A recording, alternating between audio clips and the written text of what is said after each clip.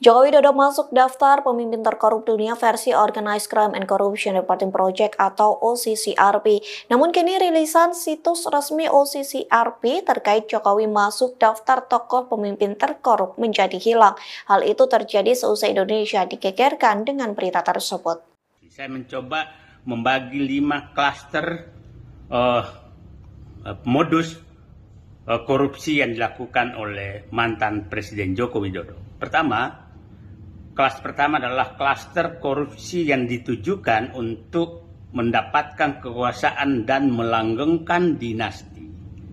Ini banyak contoh yang terjadi tentang hal ini. Masih ingat dulu kasus tentang ditutupnya kasus pelanggaran Organized Crime and Corruption Reporting Project membuat heboh perpolitikan di Indonesia atas unggahannya yang memasukkan Jokowi sebagai salah satu nominator presiden terkorup tahun 2024. Unggahan yang tidak merilis hal-hal yang menjadi dasar investigasi mereka itu seketika hilang di jagat maya.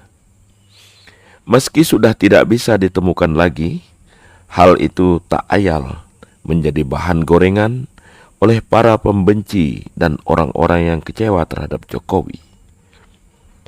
Bahwa sesuatu kesimpulan semestinya didasarkan pada fakta dan atau data yang jelas, bukan sekedar asumsi, apalagi opini.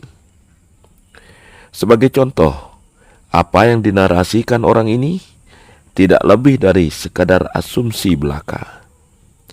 Apakah kita bisa mempercayai analisisnya ketika jauh sebelumnya orang ini menyimpan rasa tidak suka, bahkan sakit hati yang kesumat tidak bertepi? Coba Anda simak narasi yang pernah diucapkan dia dalam sebuah forum bersama rekan-rekannya beberapa waktu sebelum pilkada serentak lalu. Saya ingin menjelaskan, Jokowi sebenarnya mengkudeta negeri ini dan mengkudeta partai yang mendukungnya itu bulan November 2015. Di saat itu saya dengan Pak Sudirman Said membongkar Papa minta saham dan dimarahi karena menyinggung oligarki. Nah, di situ saya melihat Pak Jokowi negara ini sudah dikudeta oleh Jokowi bersama oligarki.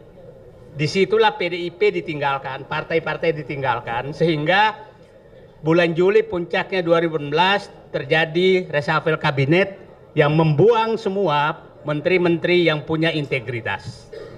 Sudirman Said, Riza Ramli, Anies Baswedan, dan masuklah oligarki ke dalam politik.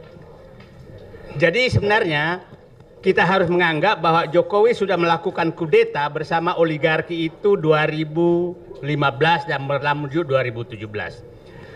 Setelah itu Jokowi mengabaikan semua, termasuk ketua partai yang membesarkan Jokowi sekeluarga. Sekeluarga maksudnya semua dibesarkan oleh dia. Nah, jadi kalau sakit hati kita ke Jokowi kira-kira diukur 1 sampai 10, kalau saya 5, Deddy Sitorus artinya 9, 11. Nah, itulah yang terjadi. Sehingga apapun yang kita lakukan, partai-partai lakukan, itu bagi Jokowi tidak penting. Bagi Jokowi tidak penting. Konsultan politik mereka memberitahu bahwa Pak Jokowi yang penting Bapak punya uang maka semua dibereskan. Itu asumsi politik dia. Kenapa Jokowi melakukan itu? Karena dia tahu IQ orang-orang Indonesia sekarang yang dibikin oleh dia juga itu tinggal 78 IQ 78. Nah, dia pelihara penerima bansos 120 juta orang. Itu yang tiap 3 bulan menunggu bansos. Dia rusak sistem pendidikan nasional sehingga pendidikan sekarang hanya 60% pendidikan SD ke bawah. Nah, dia tahu struktur sosial seperti itu, maka oligarki lah yang bisa menyelesaikan. Tidak butuh dia partai.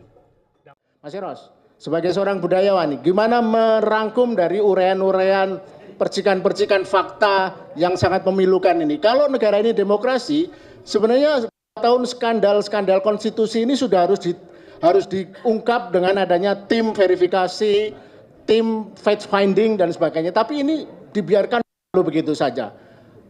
Mas Ros, tolong gugah kita agar lebih berbudaya negara ini untuk menjadi negara demokrasi, negara Pancasila yang benar. Silakan, Mas. Memang kita harus merubah cara kita melawan, cara kita bergerak, gitu kan. Sebenarnya kalau lihat sudah begini, tinggal masa memanage saja kok ya. Nggak perlu lagi. Nah, yang saya tadi agak sampai detik terakhir masih diem aja gitu, kenapa? Kok masih percaya bahwa ini negara hukum gitu. Itu kegagalan berpikir menurut saya ya. Maksud saya bahwasanya it's supposed to be iya. Tapi dasarnya kan nggak gitu ya. Dasarnya begitu. Jadi perlawanannya juga harus berbeda. Kalau saya kok ngajurin ya, kalau yang nggak berani ya nggak usah bergerak gitu ya. Ya kalau berani ayo gitu kan. Jadi maksud saya punya rumusan yang saya nggak akan rubah. Resah, rusuh, revolusi. Anda sudah mendengarnya, apalagi orang yang dipanggil budayawan ini.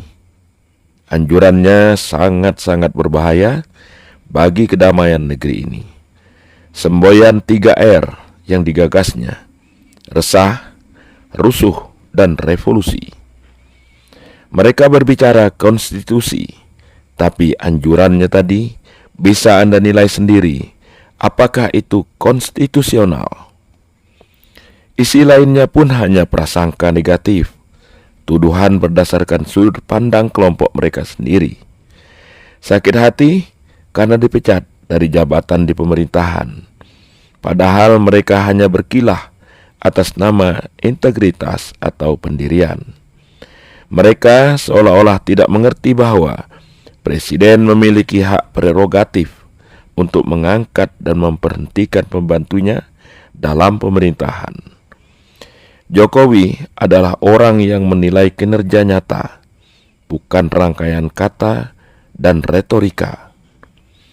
Jika ternyata kinerja tidak memadai seperti lamban, kurang inisiatif, apalagi melenceng, pastilah diganti karena waktu terus berjalan, sementara tugas sangat banyak.